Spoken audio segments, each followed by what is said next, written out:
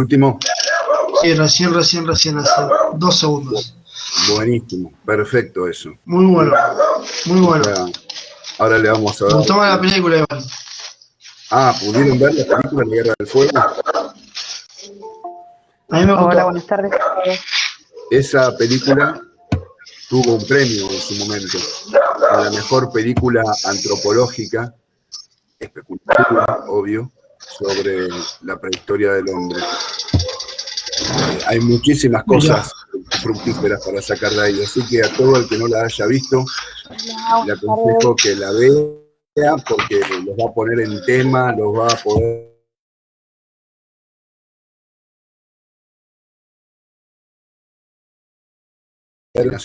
y hacer antropología imaginativa, meterse ahí en esas instancias del hombre para que después estudiar no parezca que estamos estudiando algo que no tiene nada que ver con nosotros, porque en realidad estamos estudiando nuestro origen, pero ver una interpretación en realidad de eso, te pone muy en sintonía sobre esto que estamos hablando.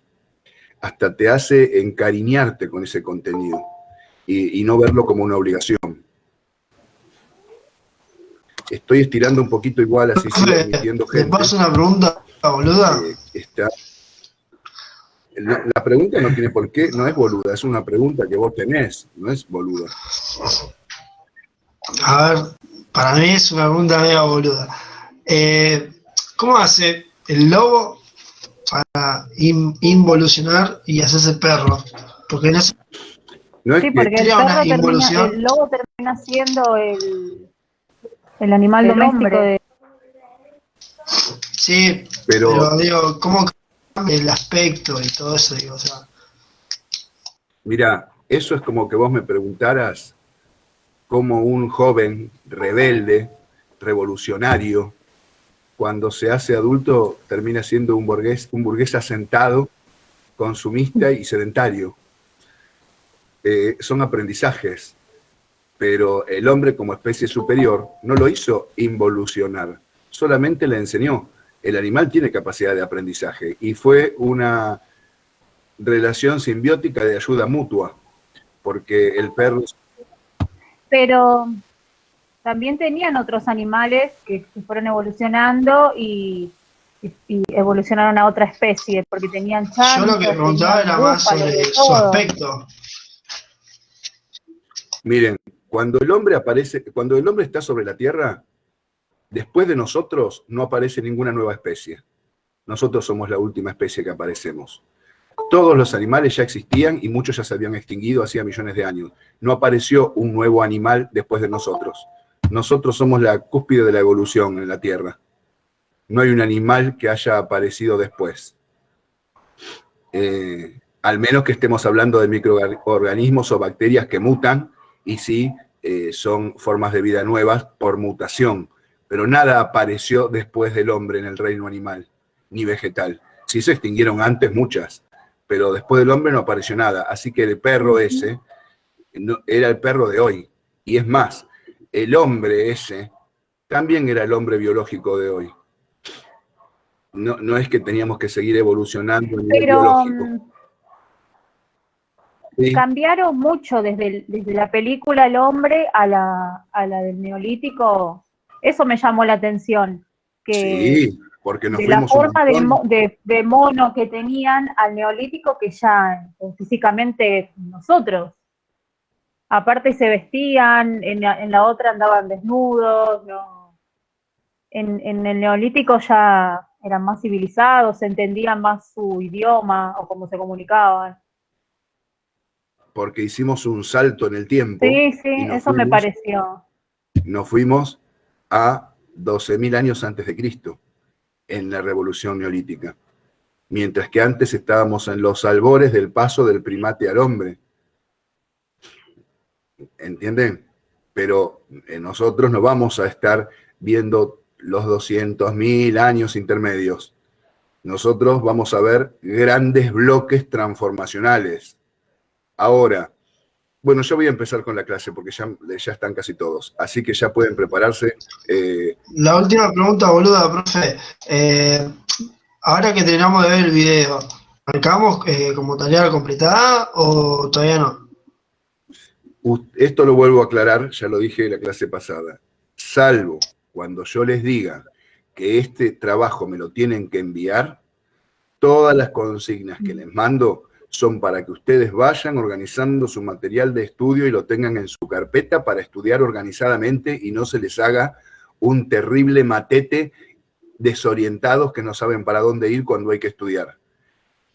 Cuando el trabajo sea el trabajo de integración, que van a ser 2 o 3, a esos trabajos ya van a aparecer con otro formato, yo se los voy a anunciar, se los voy a poner en el grupo de WhatsApp, se lo voy a decir por acá, se lo voy a subir al Classroom, y el trabajo arriba va a decir gigantesco, este trabajo es de entrega obligatoria. Así que no les va a quedar ninguna duda. Pero, Guillermo, vos, a pesar de que no estás obligado a hacer estas consignas, porque a mí no me las vas a mandar, yo te sugiero, dándote una mano, que vos las hagas, porque ustedes están empezando el profesorado, se están empezando a relacionar con estos temas, y ir acumulando bibliografía sin ver para dónde va la orientación ni lo que se te va a pedir y después encontrarte de golpe, es un trabajo no imposible, pero mucho más complejo. La idea es que vayamos construyendo aprendizajes juntos. Y porque más allá del material bibliográfico y más allá de los videos de YouTube y de los papers y lo que yo les mande, hay cosas que salen de la charla con el profesor. Que en este caso, más que charla, es como un monólogo porque no da este sistema para estar interactuando porque se acoplan todos los sonidos y no se escucha nada. Pero, bueno, aprovechamos este espacio mientras se iban sumando para decir algunas cosas. Bueno, pero una observación que ustedes hicieron es, claro, hay un cambio en este último video, el que lo pudo ver, vio un nombre muy diferente al de la película de la Guerra del Fuego. Sí, seguramente. Estamos en dos momentos separados por cientos de miles de años.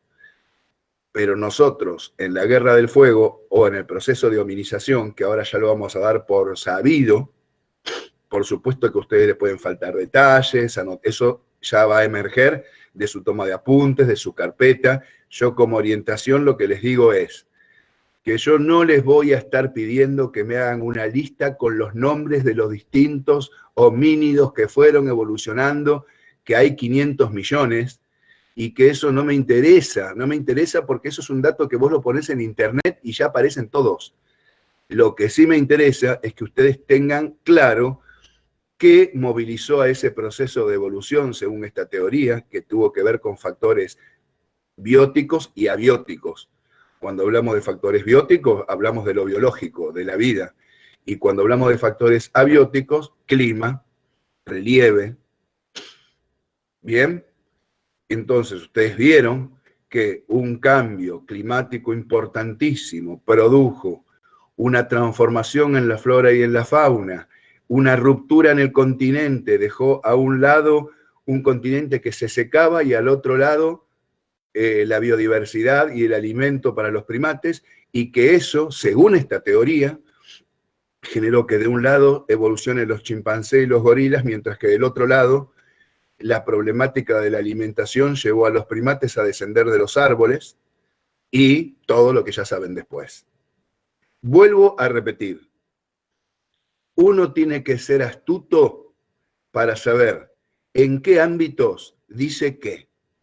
Yo no quiero hacerlos repetir verdades como loritos.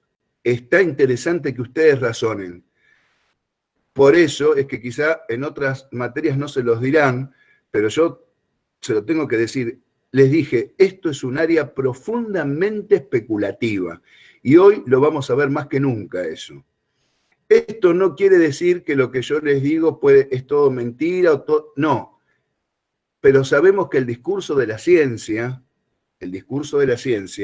no es un discurso inocente. Ya lo vimos en la primer clase cuando tuvimos toda esta introducción a la ciencia y al pensamiento científico. No se olviden que la teoría evolucionista que sostiene que el hombre viene del primate surge en el siglo XIX. en el siglo XIX de un masón, que era Darwin. La masonería siempre se encargó de la ingeniería social, y en el siglo XIX estaban surgiendo los estados nacionales laicos, se estaba dejando a la religión en otro campo de acción que no sea el dominio sobre el Estado como era en la Edad Media, que ustedes ya saben también que fue la institución que generó el teocentrismo y que explicó todo en torno a Dios, y que el poder de los reyes y los gobernantes se sustentaba en que los dioses lo habían elegido. Este Estado nuevo, el Estado nacional, que pone a la burguesía en la cabeza, tiene que ser racional, no puede ser mágico-religioso, porque la burguesía no fue elegida por Dios. Tiene guita porque hizo cuestiones económicas, entonces necesita otra plataforma de sustentación. Y a Dios hay que destronarlo. El hombre, una cosa es pensarlo como la máxima creación de Dios, y otra cosa es pensarlo como un primate que evolucionó. Esto es un cambio de paradigma catastrófico. Hoy nosotros lo vemos como algo normal porque todos nos hemos criado en el paradigma de que nosotros venimos de los primates. Entonces nos parece hasta común, pero el salto de salir de creer que nosotros éramos la creación máxima de una entidad todopoderosa, espiritual y cosmogónica, a pasar a ser un animal,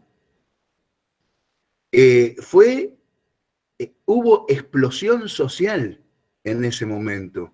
No se olviden que también en el siglo XIX, Freud plantea que el niño tiene sexualidad y se masturba, cuando se creía que los niños eran casi angelillos, que un niño experimentaba erecciones cuando tomaba la teta de la madre. Era una monstruosidad lo que se estaba diciendo. Se está transformando, hay un nuevo paradigma. Nosotros hablamos de paradigmas científicos también en la primer clase, y les dije que las revoluciones paradigmáticas forman los sustentos ideológicos, las plataformas donde se apoyan los sistemas de poder que en ellas viven. Ustedes no se olviden que a partir de la idea de la evolución surgió el darwinismo social, que justificó la eugenesia, el racismo, la creencia de que una raza era superior que la otra, el derecho a la dominación, el imperialismo. Entonces, ¿qué estamos diciendo? ¿Que la evolución fue mentira? ¿O estamos viendo cómo la ciencia es la plataforma justificativa y filosófica de las relaciones de poder que los sistemas sociales van construyendo? ¿Se entiende? Es un palabrerío bastante complejo. Yo creo que algunos lo están entendiendo, otros se acercan. Está bien, esto se llama conflicto cognitivo. Porque uno no tiene que ir al estudiante. Ustedes cuando sean docentes, no es que van a agarrar la cabeza del estudiante y le van a vaciar el conocimiento adentro. Ustedes los van a llevar a una zona de conflicto cognitivo, como el que están teniendo algunos de ustedes. Algunos están entendiendo a full, otros están diciendo, ¿este viejo de qué habla? Y otros están agarrando algunas cosas y eso se lee en sus caras, chicos. Esas cosas que van enganchando, que hoy a algunas les encuentran sentido y a otras no, porque hasta hay una jerga lingüística nueva que estamos incorporando, es esa jerga lingüística del discurso del docente y de una persona de ciencia, que ustedes a la medida que vayan haciendo su carrera, van a ir encontrando los nexos de cohesión en toda esta lingüística nueva de las ciencias sociales en la que nosotros nos estamos incorporando. Y yo tengo que utilizarla, porque no les estoy enseñando solo contenido, les estoy enseñando a ser docente, porque esta no es una carrera de historiador, esta es una carrera de docente, de historia o de geografía. Entonces, cuando uno mira a su docente, está aprendiendo muchas cosas, no solamente el contenido. Bueno, ¿por qué nos hemos ido a esta etapa de la revolución neolítica? ¿Qué es la revolución neolítica? ¿Y por qué se llama esta etapa neolítico? Neolítico quiere decir piedra nueva. Y es porque tradicionalmente los antropólogos, espeleólogos, geólogos, le han dado a esa etapa, que es de entre 15.000 y 10.000 años antes de Cristo, el nombre de piedra nueva, Y esto está en relación a que los utensilios que se empezaron a encontrar tenían una piedra mucho más complejamente trabajada que lo que era la piedra del Paleolítico. Pero en realidad lo importante acá no es la piedra como la trabajaban, sino algo que pasó ahí. Algo que nosotros lo vamos a complejizar. De maldito que soy nada más, para que haya un problema. No, lo vamos a complejizar porque las personas de ciencias sociales tenemos que problematizar la realidad. Si no, somos simples reproductores del sistema y lo que nos dicen es y ya está y no se cuestiona nada. Entonces nosotros lo vamos a ir a cuestionar. Miren, tradicionalmente se dicen, bueno, pero cuando uno está estudiando la antigüedad o la prehistoria, ¿qué vas a cuestionar? Uno puede cuestionar cuando estás estudiando, no sé, historia argentina del siglo XX, el peronismo, el radicalismo, el comunismo, pero ¿qué vas a decir de los egipcios? ¿Qué podés cuestionar del hombre prehistórico? Vamos a ver cómo sí podemos cuestionar todo. Y en ese proceso de cuestionamiento vamos aprendiendo, no memorizando. La memoria es una herramienta copada, obvio, porque si no tengo memoria no me acuerdo de lo que tengo que decir, pero vamos a apelar a esta narrativa dialéctica donde ustedes y yo vamos caminando juntos por este contenido. Y otra cosa que les quiero decir es esto. Esos nexos de unión entre los conceptos tan elevados que acá estamos tirando, muchos los vamos a hacer juntos. Yo no es que los largo y bueno, háganlo a lo largo de su carrera. No, no. Muchos los vamos a hacer acá. La idea es que a fin de año ustedes se apoderen de un discurso y yo los quiero ver en el final como Master Ninja dando el examen. Bueno, sigamos. Vamos a hablar de factores bióticos y abióticos también, porque tanto la explicación más tradicional como la explicación que ahora se está poniendo en boga en los ámbitos científicos acuden a los factores bióticos y abióticos para explicar esta gran transformación productiva, quizá la primer revolución productiva que hizo la humanidad. La explicación tradicional nos dice que el gran problema a resolver del hombre prehistórico, entre muchos otros, era el alimento. Y que nosotros, durante miles y miles de años, fuimos cazadores-recolectores. No producíamos nuestro alimento, lo que hacíamos era, y es más, vamos a desmitificar una imagen media romántica que hay de la antigüedad, porque siempre se presentan a los prehistóricos cazando un mamut. Por un mamut que cazaban, cucaracha era la comida diaria durante 20 años, más o menos. Éramos carroñeros. Lo más fácil agarrábamos. Cazar un mamut ya implicó una complejidad y un trabajo en equipo. Y no era una cosa de todos los días. Pero nuestra primera etapa era juntar semillas, juntar fruta, juntar huevos, juntar cadáveres de pescados que llegaban a la costa porque no sabíamos pescar, y comernos las carroñas que otros animales dejaban cuando se habían cazado algún carnívoro. Esto era. Hasta hojas, ¿no, profe? ¿Cómo? Hasta hojas, ¿no? Yo en la película vi que se clavaban hojas también. Y obviamente todo crudo, y obviamente cuando se podía. La mortalidad era altísima. Por eso cuando hablamos de evolución aparecen muchos cuestionamientos en el ser humano, porque la evolución siempre te deja más apto, supuestamente. Sin embargo, esta especie de homínidos que evolucionaba, biológicamente no era más apta, era más débil, muchísimo más débil.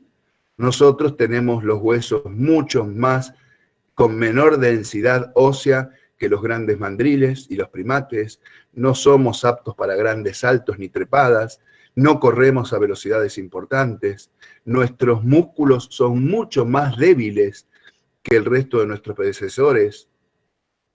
Ahí ustedes podrán decir, bueno, pero quizá lo que reemplaza toda esa fortaleza biológica que no tenemos es la inteligencia que nos va a poner a tratar de dominar nosotros a la naturaleza y no ser algo más de la naturaleza. Y bueno, aparecen miles de debates científicos que tendremos tiempo de hacer y ustedes plantearse, porque acá también se mezcla lo mítico, lo mágico, lo religioso. Muchos de ustedes también deben creer en Dios y pensarán, ¿pero esto cómo es? Si revisan sus creencias más profundas. Y también otros podrán decir, sí, yo sigo creyendo en Dios. Quizá el motor de la vida y la evolución la hizo Dios, que existe, y Él lo hizo de esta manera. En vez de hacernos de barro, como se cuenta en la Biblia, nos hizo a través de distintas etapas evolutivas. Y otros dirán, Dios no existe, es una necesidad psíquica del ser humano, etcétera, etcétera. Contemplar todo esto porque van a tener estudiantes que sí, que van a ser evangélicos, que van a ser católicos profundos, practicantes de familias, y quieren escuchar estas cosas también. Y ustedes tienen que conocerlas. La ciencia que no nos ciegue, la ciencia supuestamente no tiene que ser dogmática, no son verdades indiscutibles. Entonces vayamos con pie de plomo.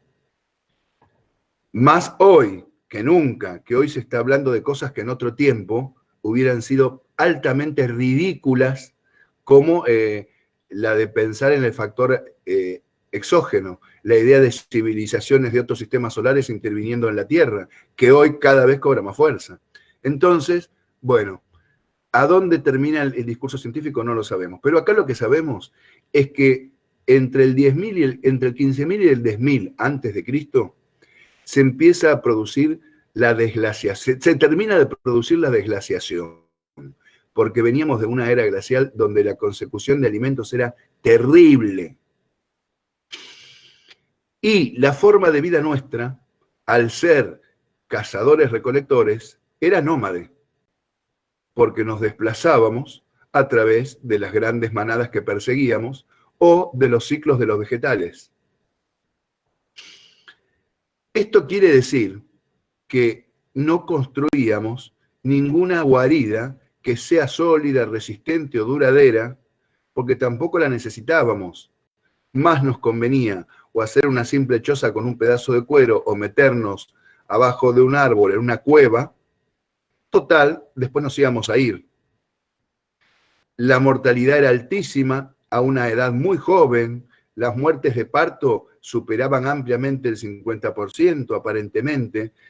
Algunas explicaciones antropológicas dicen que la postura bípeda produjo mayor dificultad en la hembra humana a la hora de tener cría que el resto de los primates, que tienen una mayor flexibilidad de apertura en los huesos de las caderas y todo lo que se produce durante el parto humano.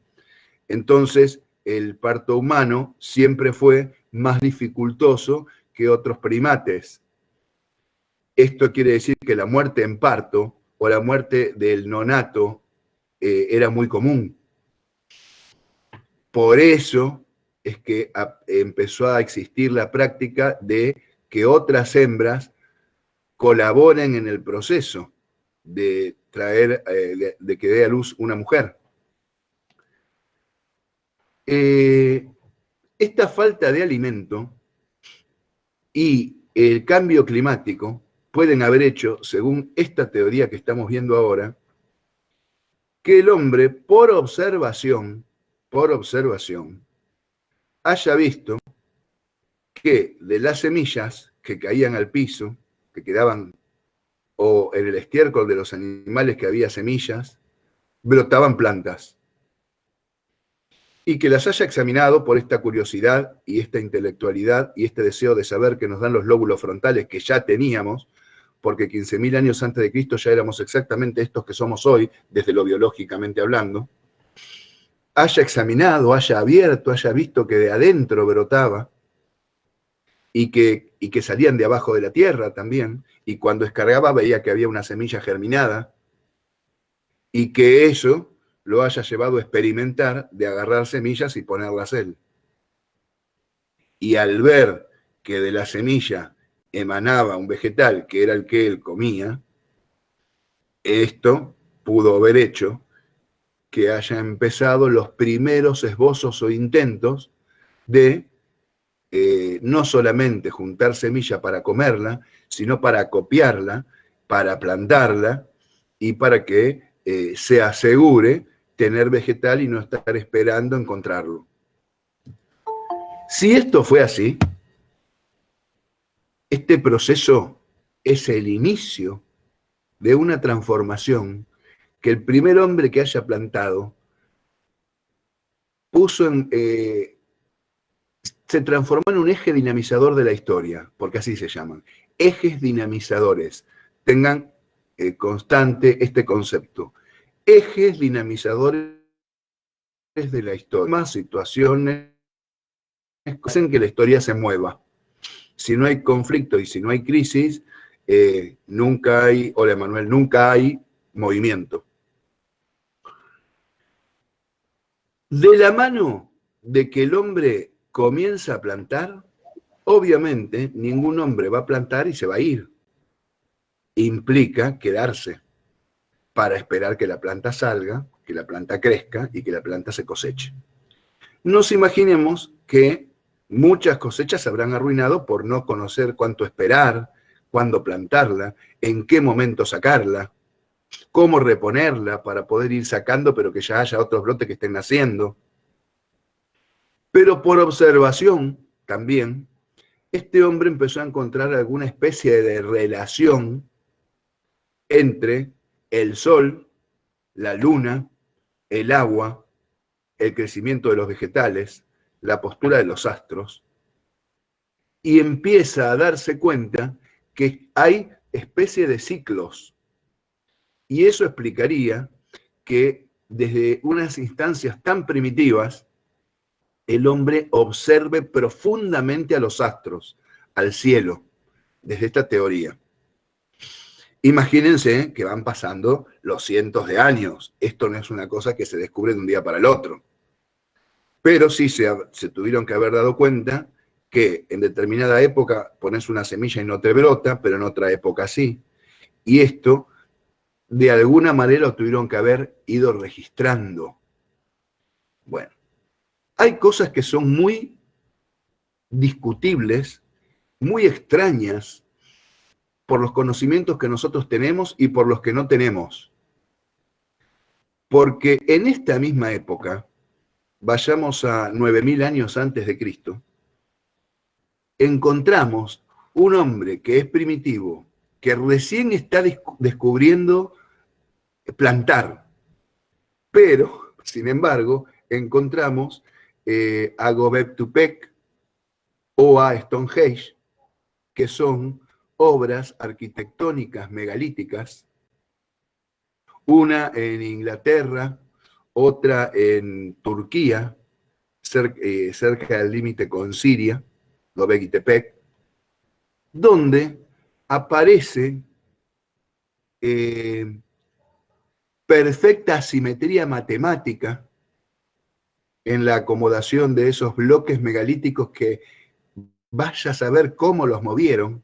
Hay 30.000 teorías especulativas, pero la verdad es que es muy difícil de explicar. No hay por qué mentir, no tenemos por qué saber todo.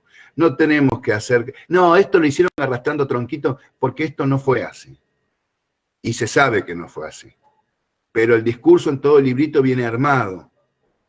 Pero la verdad es que vos podés mover un bloque megalítico con 500 hombres empujándolo, supongamos, pero ubicarlo en perfecta simetría con conocimientos de trigonometría, algunas alineadas formando especies de relojes solares, con un hombre que es primitivo total, que está recién dándose cuenta que puede plantar una semillita para que le nazca una planta.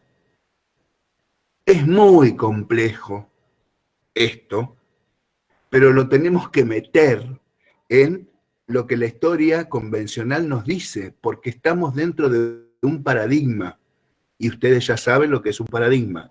Es un modelo explicativo de la realidad construido en un tiempo histórico determinado y que sostiene ciertas relaciones de poder. Hoy, para el inconsciente de la humanidad, las cosas fueron así. ¿Cierra todo? No. Podemos hablar 40.000 clases de todo lo que no cierra.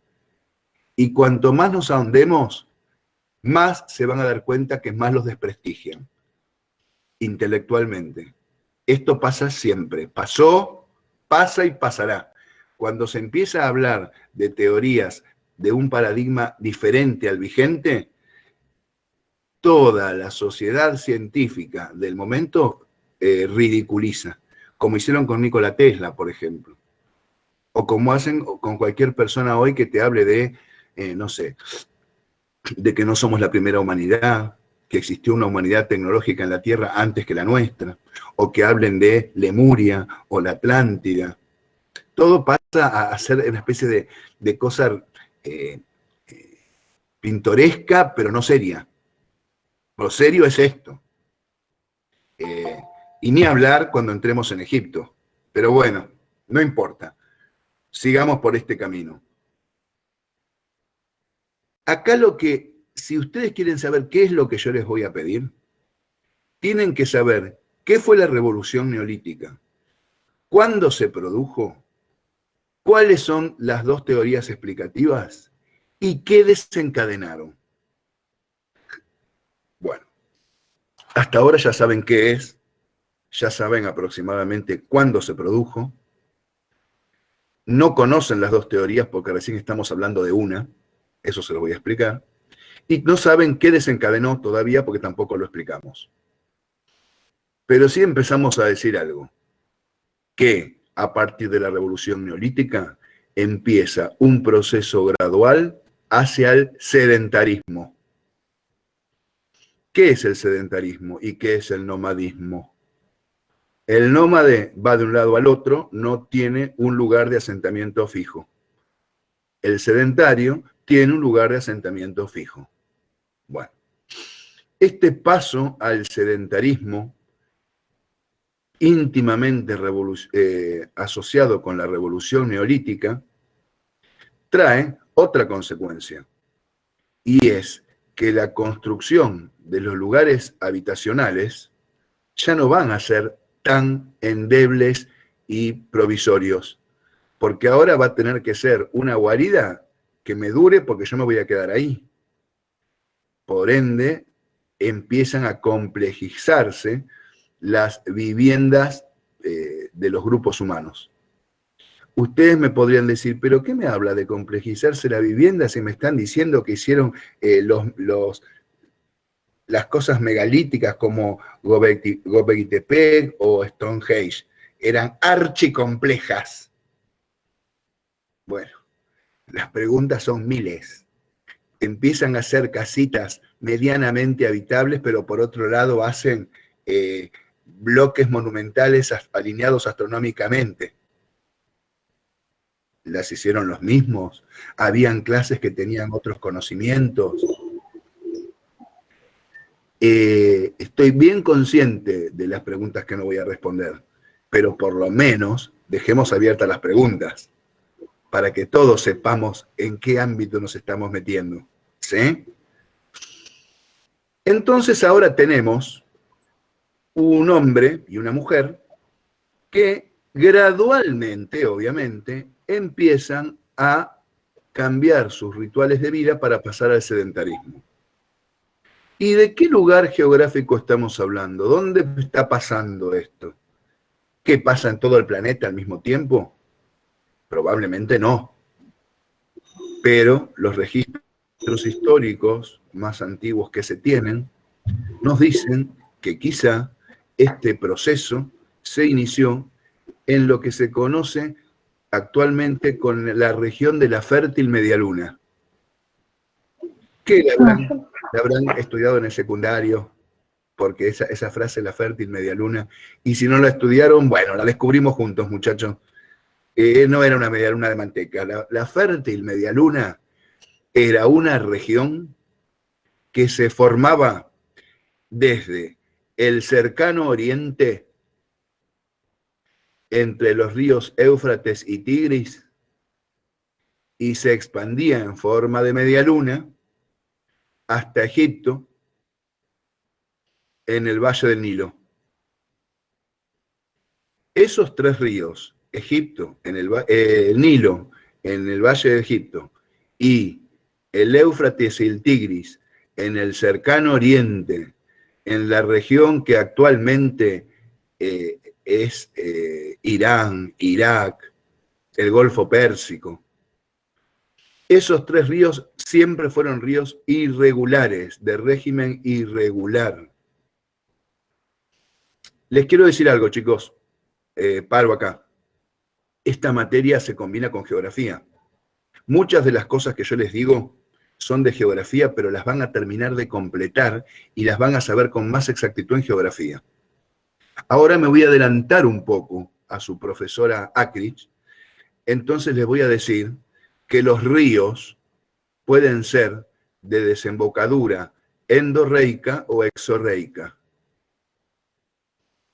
Los ríos de desembocadura endorreica desembocan dentro del mismo continente en otro río mayor. Por ejemplo, formando una cuenca hidrográfica que se compone de un río muy grande como el Amazonas y todos sus afluentes que desembocan en él. ¿Me siguen? Ese, como desemboca dentro del continente, es de desembocadura endorreica. Si seguimos con el ejemplo del Amazonas, el Amazonas desemboca en el océano. Entonces ese es de desembocadura exorreica. Exo, afuera, endo, adentro. Bien. Cuando hablamos del Nilo y del Éufrates y el Tigris, ¿de qué clase de desembocadura estamos hablando? El Nilo desemboca en el mar Mediterráneo, así que es fuera del continente, así que es de desembocadura exorreica. Y el Éufrates y el Tigris desembocan en el mar, en el Golfo Pérsico, así que son de desembocadura exorreica. Pero estos ríos tienen un régimen y una fuente de alimentación diferentes, cosa que también van a estudiar en geografía, pero cuando den su final lo van a tener que dar integrado. Por eso es que yo también les estoy integrando, para que vean cómo se integra lo de historia y lo de geografía. El Nilo se alimenta, nace en el lago Victoria, al sur en África, al sur este. Y ese lago Victoria recibe todas las lluvias porque está sobre el trópico. Cuando se inunda, obviamente desborda el Nilo. Lo mismo ocurre con el Éufrates y el Tigris, pero esos provienen de la alta montaña de los montes de Armenia. Y su caudal no depende de las lluvias, sino de los deshielos. Cuando se producen los deshielos, se inunda el río. Estas inundaciones generan grandes pantanos entre Egipto y la Mesopotamia asiática que forman esa región de fértil media luna. Bueno, todo esto ya lo vamos a ver con mucho más detalle, tanto cuando estudiemos Egipto como cuando estudiemos la Mesopotamia asiática. Pero ahora se los estoy planteando para que sepan que los historiadores más convencionales dicen que muy probablemente la revolución neolítica se dio primero ahí y que después gradualmente se fue expandiendo por los continentes en distinta cantidad y variedad de vegetales. Entonces ya nos ubicamos en el tiempo, ya nos ubicamos en el espacio, ya sabemos que es el hombre biológicamente el hombre actual, ya sabemos que parece que gradualmente... Disculpe. Sí. Que no me quedó claro, ¿se dio ahí en la medialuna fértil porque era el mejor lugar para cultivar y crecer mejor las cosas? ¿O probablemente sí, por esa fértil medialuna, porque vos pensás que si vos en Egipto te salís del Valle del Nilo, te vas al desierto, no plantás nada. Y si en la Mesopotamia asiática te alejás del radio de influencia de la inundación del Éufrates y el Tigris, te vas a la roca árida, tampoco plantás nada. Entonces, probablemente haya sido ahí que empezó. Todo probablemente. Muchas gracias. No, por favor. Profe, sí. Una pregunta. Por lo que dice en el video, ellos usaban agricultura de riego. Pero esperá, porque el video es la otra teoría, que yo después voy a ir a esa. Por eso se los puse, porque yo les explico una, Les voy a explicar las dos, pero les planteo una teoría distinta que también es interesante y muy controvertida con esta. Ya vamos a ver por qué. Pero de lo que yo estoy diciendo a lo que el video dice, hay cosas que coinciden y otras que no, claves y fundamentales que no coinciden. Y ustedes sacarán sus propias conclusiones, pero está bueno que conozcan las dos. Sí, profe. Sí. Porque cuando ellos llegaron, que conocieron las casas, esas casas ya estaban hechas. Ah, pero esperá, que ahí estás hablando del video. Sí, por eso. Está claro. Vos ahora síganme esta línea argumentativa. Después vamos a ir al video. Y esta línea argumentativa que les estoy dando ahora es la clásica, la que se enseña en las escuelas secundarias y en todos lados, es esta. Con todo esto, ¿qué empieza a pasar? Que la revolución neolítica con sus transformaciones no es que todas las tribus la hicieron al mismo tiempo. La hizo alguna tribu. Después, por aprendizaje, los otros las han ido copiando. Pero en primeras instancias, cuando estas tribus lograron tener unas casas estables y tener alimento fijo, es obvio que su calidad de vida cambió automáticamente. También su expectativa de vida. También la mejora de sus partos y su sistema reproductivo y la muerte infantil. Y creció la población. Ahora, ustedes piensen esto. Para un grupo, para una tribu que todavía está en el nomadismo, desesperada buscando planta o animales para comer, se encuentran que en un lugar hay habitaciones, hay mujeres abundantes, cosa que era muy importante para la época porque, bueno, ya vamos a ver por qué. Mujeres abundantes, comida en abundancia, refugio fijo, animales, porque al poco tiempo de descubrirse la agricultura, unos 1000 años después ya se estaba llevando a cabo la ganadería, la domesticación de animales, que era mejor tenerlos prisioneros para sacarle la leche y comerse uno de vez en cuando, a que tener que andar cazándolo, vaya a saber por dónde andaban. Entonces, si aparece un grupo, una tribu que es nómade todavía y se encuentra con eso, lo más probable que haga es que ataque para apoderarse del lugar o para llevarse la comida, para llevarse a las hembras, porque por algún también misterio del destino, el hombre prehistórico valoraba mucho a la hembra de otro grupo. A esto se lo llama exogamia. Buscar aparearse con hembras que sean de otras tribus. Y esto tiene múltiples teorías explicativas, todas especulativas. Pero podríamos decir que si vos vivís toda la vida con tu prima al lado, no te llama la atención como si conoces a una mujer nueva. Quizá. Pero hay teorías que dicen que tiene que ver con una especie de sabiduría biológica ancestral, porque la endogamia continua degeneraba la especie, que es porque hay experimentos que dicen, si vos tenés, qué sé yo, 500.000 conejos, que los reproducís siempre entre ellos, a la larga la especie se va debilitando, mientras que el intercambio genético mejora la especie. Bueno, esas teorías hoy están muy en desuso, pero fueron muy fuertes durante mucho tiempo. Yo no las apoyo porque piensen que el hombre prehistórico, supuestamente, si las cosas son como estamos diciendo, no sabía que los hijos provenían de las relaciones sexuales. Pensaban que la mujer era como un ser mágico que de golpe le empezaba a crecer la panza y le nacía un hijo. No asociaba que era tener relaciones, que el espermatozoide ni que 8 cuartos. Es más, había tribus que a las mujeres las hacían entrar en un lago sagrado, supuestamente donde se te metía el espíritu de la vida, y que después de ahí salías embarazada. Pasaron mucho tiempo, hasta algunas pobres las tenían a remojo 500.000 años y no pasaba nada porque no tenía un tipo. Pero hasta que se dieron cuenta de eso, piensen que no había conciencia de paternidad.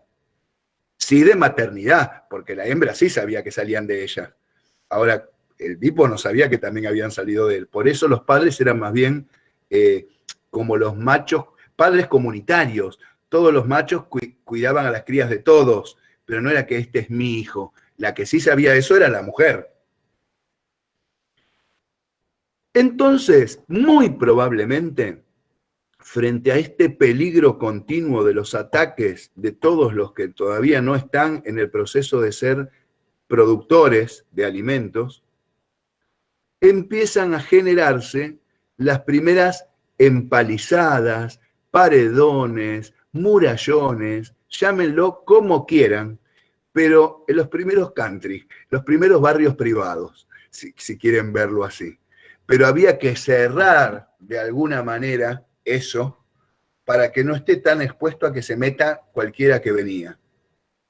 Y se habla en la Biblia de los famosos muros de Jericó, que durante mucho tiempo se creyó que no existían, que eran mitológicos, y sin embargo, en el siglo XX se encontraron las ruinas de la bíblica ciudad de Jericó, porque estamos hablando, si ustedes ya están despiertos y me están siguiendo, estamos tratando de conectar la revolución neolítica, o sea, el descubrimiento de la agricultura y la ganadería, con el nacimiento de los primeros estados de la antigüedad. Miren si es importante o no. ¿Me siguen todos? ¿Se están aburriendo, muchachos? No. No, para nada, profe. Siga. Bueno, entonces, sí, profe. Estos muros con palos, con piedras, o los muros de Jericó eran increíbles, con bloques también colocados, vaya a saber cómo, pero tampoco eran invulnerables, porque los de afuera tampoco eran tontos, se trepaban, se subían, hacían ahí, también entraban. Así que empiezan a pasar cosas ahí adentro. Una de las cosas que pasa es que aparece una especie de división sexual del trabajo. División sexual del trabajo. Esto quiere decir que algunas tareas las van a hacer los hombres y otras tareas las van a hacer las mujeres. Las tareas femeninas son más restringidas al ámbito de lo privado, se le podría decir. Esto quiere decir más adentro de la casa. Miren desde cuándo están sometidas, chicas. Más adentro de las casas, y esto en plena asociación a las crías. Y también, algo que hay que reconocer, que es la menos fuerza física. Pero no siempre es determinante, porque hay muchas tribus de África donde las mujeres es la que hace el trabajo fuerte, existieron sociedades matriarcales donde el hombre es un pelele y la mujer es la que hace todo, así que nada se puede generalizar. Pero los periodos menstruales y los embarazos un poco la dejan al margen de esta actividad más externa y fuerte que hace el hombre. Piensen que las mujeres también morían muy pronto, por eso también eran tan valiosas, porque sus vidas se esquemaban con los embarazos, era un embarazo tras del otro, tras del otro, tras del otro. En esas condiciones los organismos, los huesos, el calcio, las caries que generaban cáncer en los huesos de las mandíbulas, la descalcificación en los embarazos, la mala alimentación y vivir en estado de preñez. Pero también entendían que era a partir de la mujer que venía que crezca la tribu. Entonces, era a partir de los dos, pero eso no lo sabían. Lo que veían que un ser humano salía de una mujer. Por eso es que también en esta época aparecen todas las llamadas Venus neolíticas, que son las típicas gorditas hechas de roca. No sé si alguna vez... que aparece con los leopardos sí, en el video. Sí. Porque ellos creían mucho en la fertilidad. Claro, son las diosas madres, las diosas de la fertilidad, etcétera, etcétera. La mujer es como algo sagrado, reproduce vida, de adentro de ella sale otro. Profe, ¿sería algo como, por ejemplo, los judíos que dicen que ellos vinieron a la tierra a tener más hijos y más hijos y más hijos? Tengo que asumir que vos te estás refiriendo a la orden bíblica de Yahvé de creced y multiplicaos. Claro, algo así. Ya vamos a entrar en el tema de las explicaciones cosmogónicas, pero como seres vivos que somos, también tenemos que asumir que también somos animales.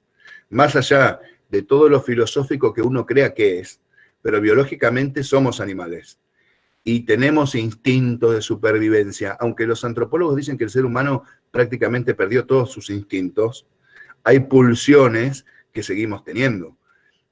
La pulsión a la vida y la pulsión sexual, la energía libidinal, diría Freud, el kundalini, diría los orientales, es una pulsión de vida clave y fundamental. Vos no sabés las cosas que hacemos por la libido, por la energía sexual, pero la energía sexual no es solamente la genitalidad y aparearse. Yo te diría que todo lo que hacemos, hasta el hecho de que ustedes ahora estén estudiando, es energía libidinal canalizada productivamente, porque es pulsión de vida. Siempre es pulsión de vida, de movimiento, de adelanto, de crecimiento. Por eso los orientales enseñan a canalizar el kundalini en la sexualidad sagrada. Ay, me voy por las ramas porque me alucina todo esto, pero no me hagan caso. Volvamos al carril de lo que tenemos que estudiar. Pero sí entendieron por qué las mujeres también son tan valiosas. Todavía no habían descubierto el valor de los hombres en esa época. Bueno, la cosa es que estando adentro de esa ciudad cerrada, con las casas, con el alimento, y la primera división sexual del trabajo, empieza a pasar algo. Alguien se empieza a apropiar del excedente. Alguien se empieza a apropiar del excedente. ¿A qué me estoy refiriendo con esto? Me estoy refiriendo a que no se comen todo lo que producen, sobra. Por ende, se guarda para cuando falte. Hay acumulación. Pero por algún motivo, no es que todos tienen acceso igualitario al excedente. Alguien empieza a ser el que administra lo que va sobrando. Lo organiza la repartija. Y es el que tiene el poder de guardarla para que no se arme un despilfarro o una mala organización o algo por el estilo. Y profe, sí.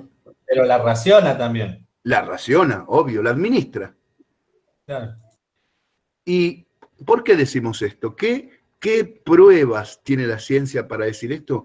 Que se encuentran los antropólogos las vasijas con restos fosilizados de semillas que demuestran que ya acopiaban semillas.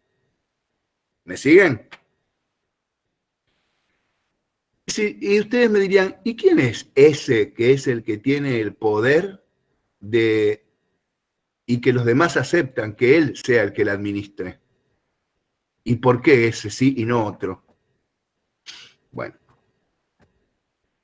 Aparentemente, y después les voy a decir cuáles son las bases en las que nos estamos parando, ese que es el que va a administrar la comida, no solamente administra la comida, empieza a administrar un montón de cosas. Estamos hablando del gen originario de lo que después va a ser el rey. Pero es el líder. Entonces lo que ustedes tienen que poner es, surge el líder. Los biologicistas nos comparan con los grandes gorilas que también tienen un macho alfa, al que el resto de los machos obedecen y las hembras son sumisas a él. Los sociólogos y los antropólogos culturales se oponen totalmente a esa comparación así tan burda con los animales y dan otra explicación.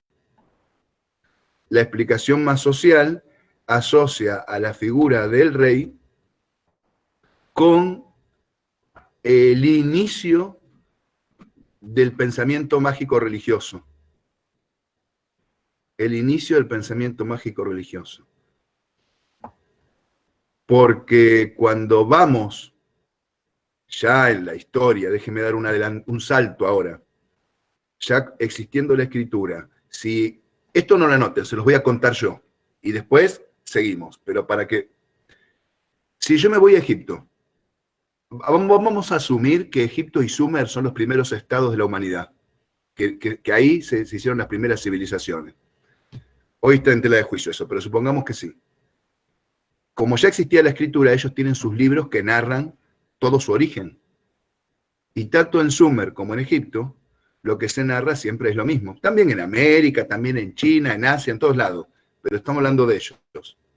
Hablan de dioses que bajaron de las estrellas y que les enseñaron la agricultura, no que la descubrieron, se la enseñaron los dioses.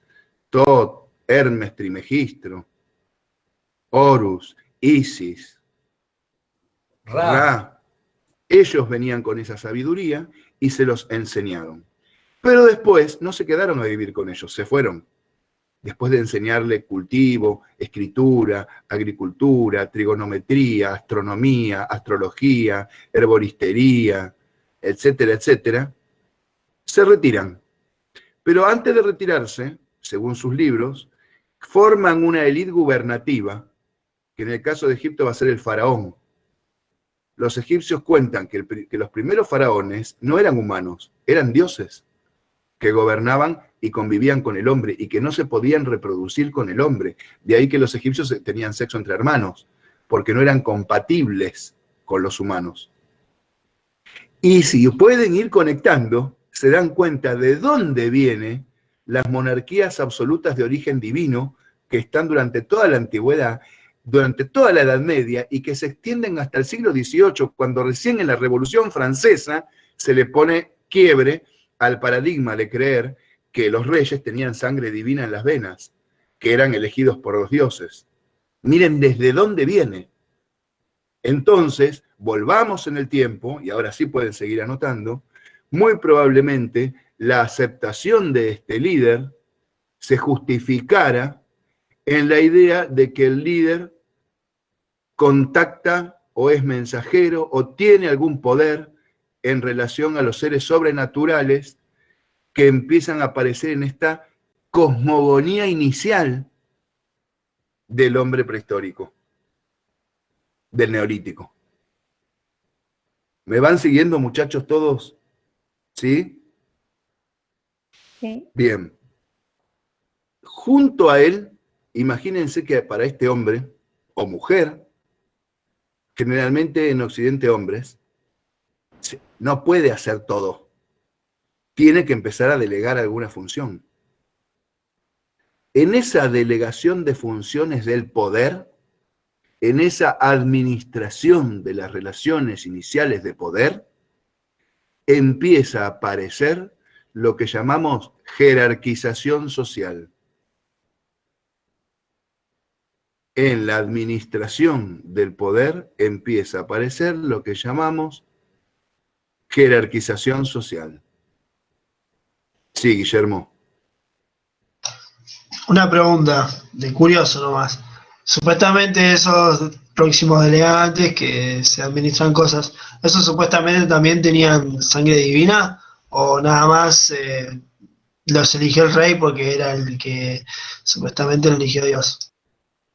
Bueno, bien la pregunta esa. Miren, una de las primeras cosas que aparece cerca del rey, o del líder, llamémoslo hasta ahora, es una casta sacerdotal. Casta sacerdotal.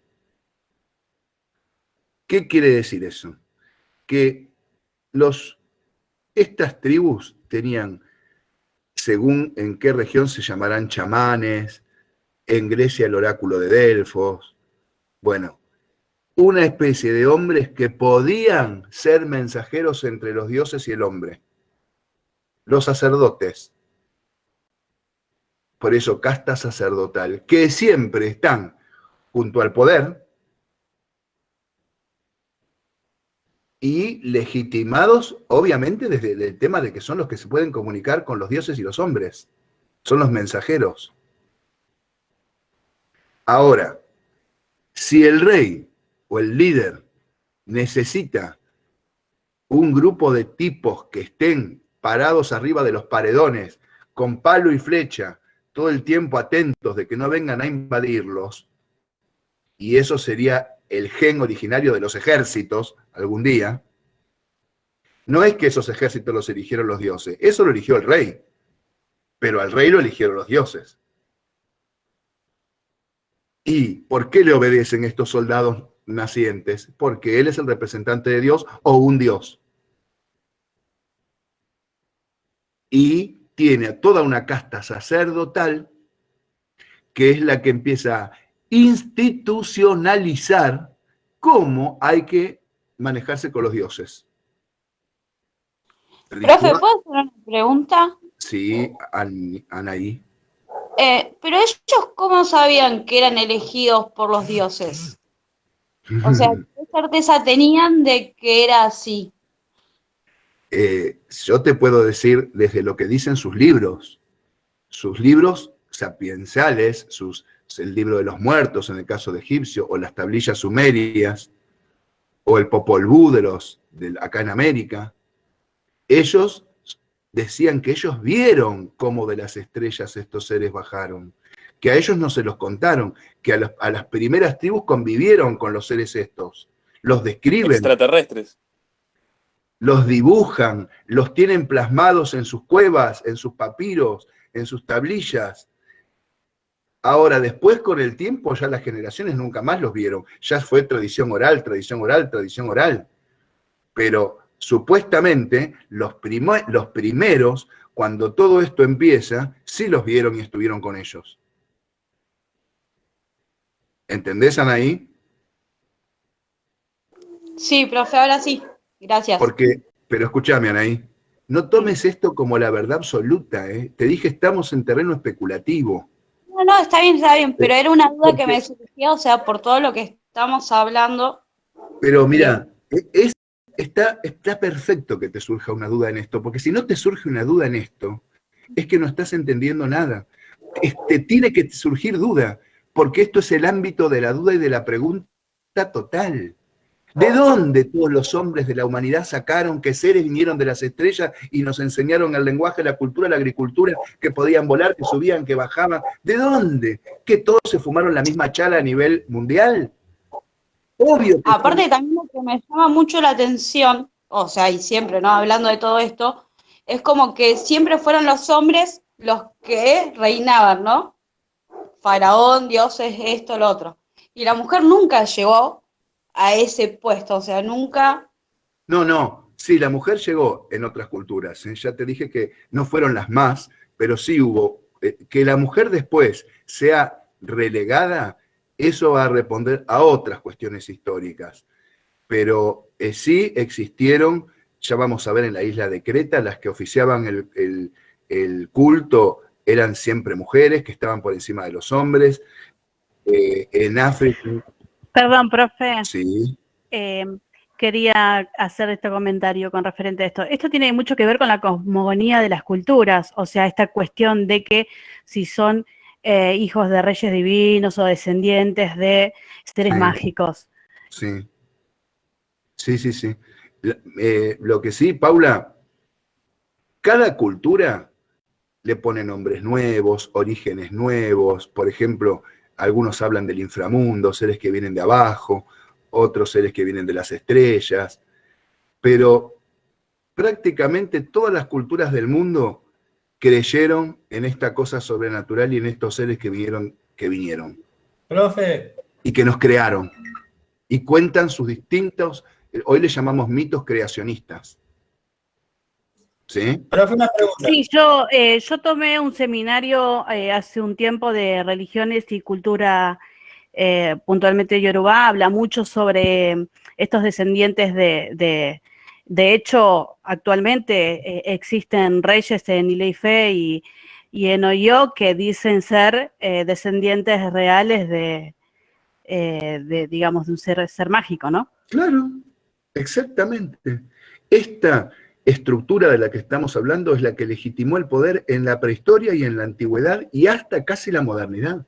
Porque Sí, son actuales. Sí, vos no te olvides que todavía existe la realeza y que muchos hoy no usan corona porque se transformaron en dueños de comercios, de empresas y de bancos multinacionales, pero siguen siendo la reina de Inglaterra, siguen siendo, etcétera, etcétera.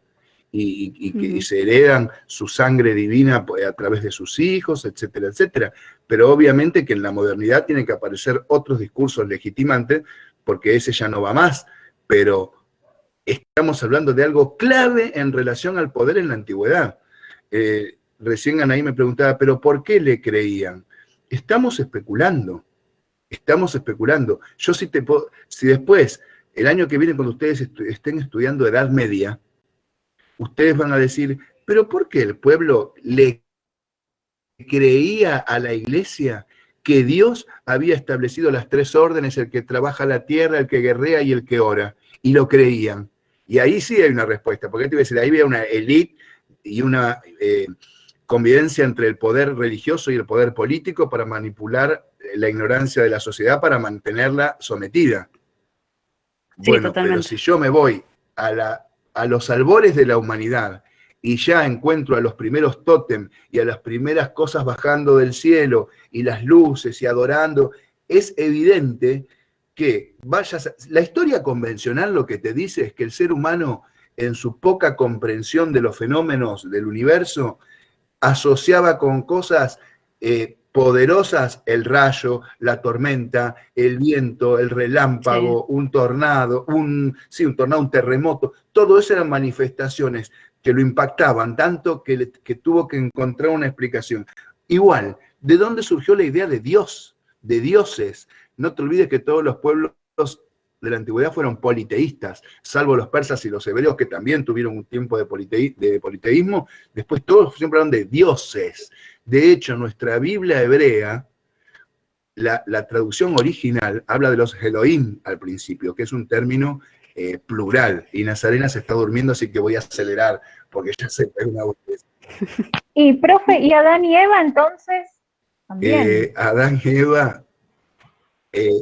porque eso te hace creer la iglesia también, y yo viendo las películas y todo esto, yo no creo que nosotros salimos porque Adán y Eva comieron la manzana, esto que lo otro.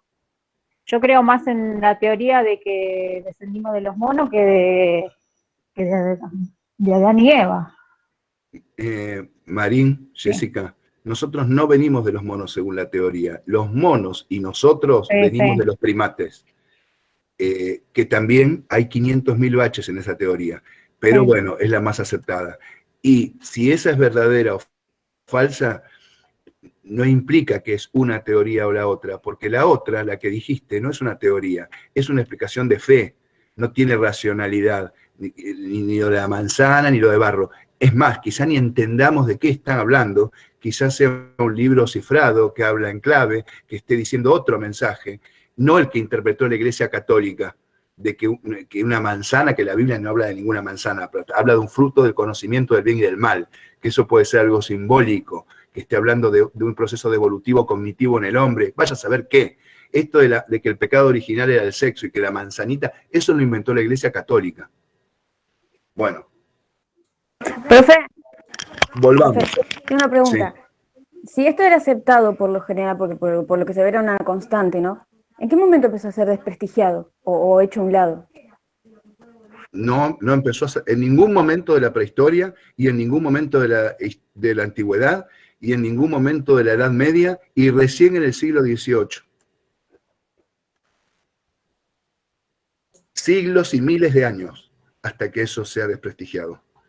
Los dioses existían y el poder se legitimaba en ellos. Igual del que despertara la ira de Yahvé, por ejemplo.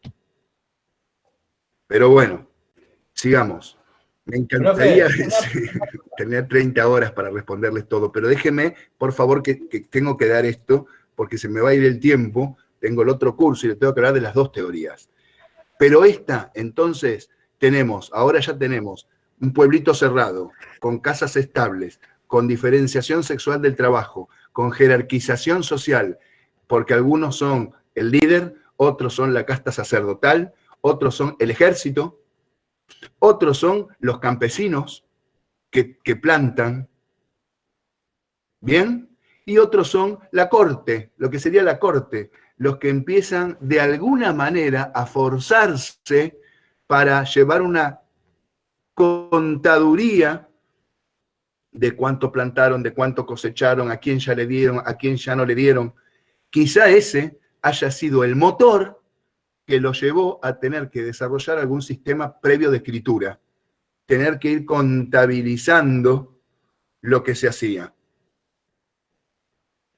Entonces, ¿se dan cuenta de cuántas cosas se desencadenaron a partir del descubrimiento de la agricultura? Bien, teoría 1 explicada. Teoría 2. Todos les quedó claro esta, ¿no? La teoría 2 es la última que ya tiene 30 años, bueno, pero que muchas cosas coinciden. ¿En qué coincide?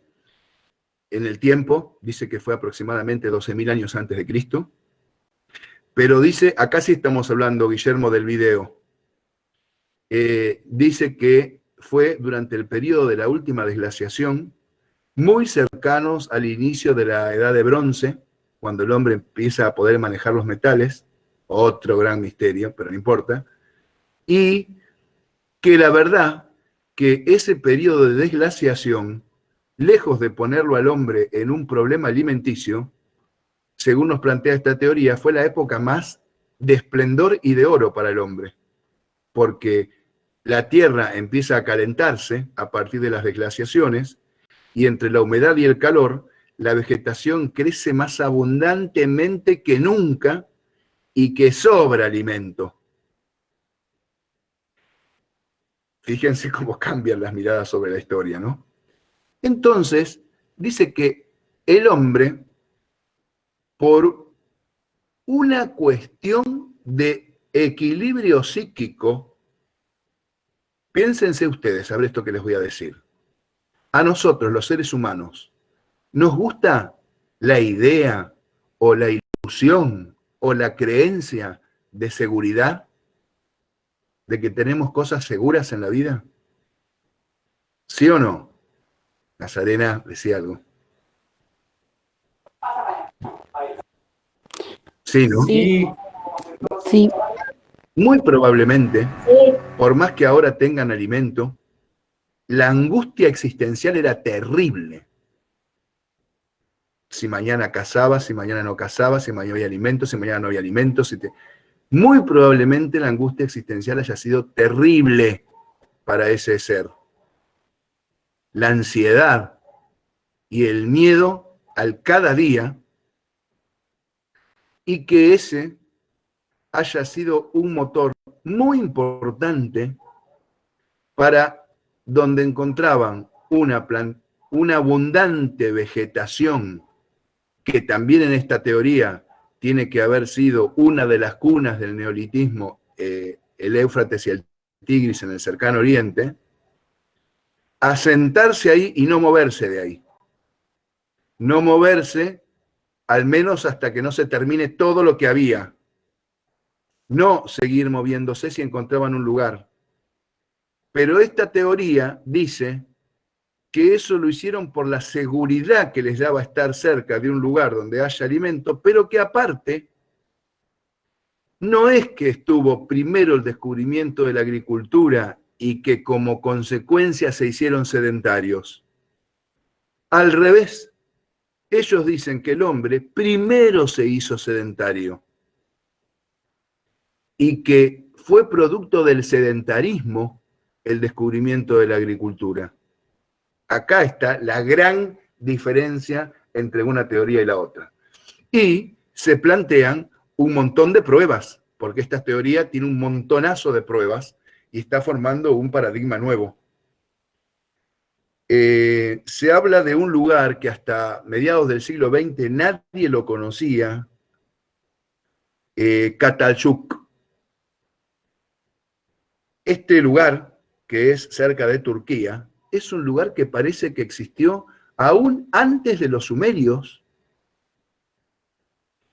y que era extrañísimo porque era una especie de pueblo sin calles. Estaba lleno de casas, pero la entrada de las casas estaba en el techo. La gente... Entonces es el pueblo que se cree que no tenían clases sociales, ¿no? Ahí todavía no había clases sociales, como dijimos antes en la antigua teoría, no había un rey, pero sin embargo ya estaban sedentarizados, pero parece que eran cazadores. Porque esta teoría dice que nosotros, siendo cazadores y recolectores, ya fuimos sedentarios. No es que porque descubrimos la agricultura nos hicimos sedentarios, sino que el sedentarismo fue propio de nuestra evolución por las características de nuestro psiquismo, la ansiedad y el miedo a lo desconocido continuo, la necesidad de una cosa estable y segura, y que eso nos llevó a quedarnos juntitos y en un mismo lugar. Y que juntitos y en un mismo lugar nos volvimos más productivos, y quizá, obviamente, que nos quedábamos juntos en un lugar que era fértil y que había comida, pero ahí, en esa sociedad que empieza a avanzar y que necesitó también organizarse, aún siendo cazadores, se encontró la manera de que esa vegetación que hizo que en un momento se queden ahí, reproducirla, para no tener que irse cuando no haya más. ¿Me entienden? Bueno, entonces, pero ahí viene una cosa muy difícil también, que en esa misma época, estamos hablando de 9000 años antes de Cristo, este hombre que se sedentarizó, pero que todavía no había descubierto la agricultura, pero que ya hacía casas estables y que ya empezaba la jerarquización social, pero no movida por la agricultura, movida por la vida en sociedad y siempre por la divinidad, y esto se sabe porque aparecen muchas muestras de un pensamiento trascendente en el hombre primitivo de esta época. Por ejemplo, los cadáveres que no eran desechados, sino que los enterraban abajo de las camas donde ellos dormían. Las cabezas guardaban. Intentaban reconstruirlas con una especie de yeso, como para que... Al hombre este lo obsesionaba la muerte. Algunos creen que la idea como veían que la muerte te enfriaba, había que tenerlo cerca de la cama o algo como para pasarle el calor que lo asociaban con la vida. También... Profe, si no me equivoco, pues acá en Chile se encontró también una tribu que hacía eso, no enterraba los cadáveres. Se le hacían unas máscaras mortuorias y los sacaban para los distintos rituales, los chinchorros creo que eran. Exactamente. Exactamente. En definitiva, esta revolución neolítica tuvo muchas cunas, porque uno puede decir, ¿y qué? ¿A todos los hombres del planeta se les ocurrió lo mismo? ¿Todos descubrieron, sin tener contacto unos con el otro, que había que plantar y que había que hacer jerarquización social y que tenía que aparecer la imagen de un rey y que había que hacer una casta sacerdotal y que tenía que aparecer una religión y que había que hacer rituales y sacrificios a los dioses?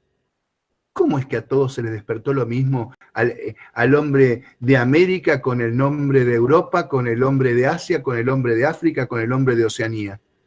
Con todas las diferencias que las diferentes cosmogonías crearon, pero esos puntos en común están. Bueno, es una gran duda, pero lo que sí sabemos es que la agricultura no nació toda al mismo tiempo, pero sí por una teoría del difusionismo cultural, se tiene que haber expandido hacia otros lados y no tenemos ciencia cierta de cuánto era y de qué clase era el contacto de unos pueblos con otros, pero sí hay muestras hasta de que ya eran navegantes. Por ende, tiene que haber existido el contacto intercultural y la difusión de un centro a otro. Entonces, por ejemplo, sabemos que el trigo el trigo se extendió por toda Europa y por la India. El arroz y el mijo en la China. El maíz, las patatas, los pimientos, maíz, patata, pimientos en América, en esa época. El sorgo en África. En Nueva Guinea, la banana. Y así, las sociedades se fueron haciendo sociedades agrarias, agricultoras y ganaderas en la antigüedad. Y también muestran que un animal representaba la agricultura y otro la caza. Los animales sagrados, la aparición del tótem, los animales sagrados y la aparición del tótem, que es una representación de la divinidad, están en toda esta época ya. Entonces el hombre no solamente está logrando hacer construcciones, ni plantando, ni comiendo, también está generando un mundo trascendentalista. Después vamos a ver los egipcios y toda su idea de la vida más allá de la muerte, los sumerios y los anunnakis. Pero, ¿ven cómo todo viene de la mano? En estos intentos humildes que damos los hombres del occidente actual de entender nuestros primeros pasos. Yo ahora les voy a mandar para la próxima clase ya, pero durante la semana se los subiré, videos y bibliografía, ¿sí?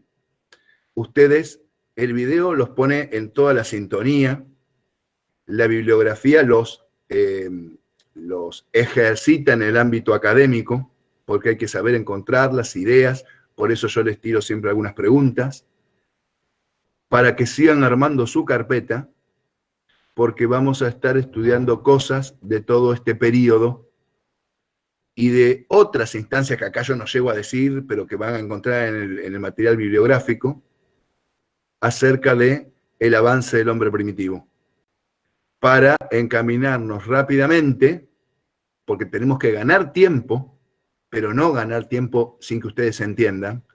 Tenemos que ir haciendo este camino porque rápidamente tenemos que llegar a Egipto. Bueno, muchachos, muchísimas gracias por todo el tiempo que se quedaron conectados. Muchísimas gracias por su respeto y por la participación. Bueno, un placer estar con ustedes y les mando un abrazo enorme y nos veremos la próxima, que yo ya me comunico con ustedes y les aviso. ¿Sí? Buenas noches, profe. Buenas noches, profe. Gracias, profe. Buen día, Gracias, profe.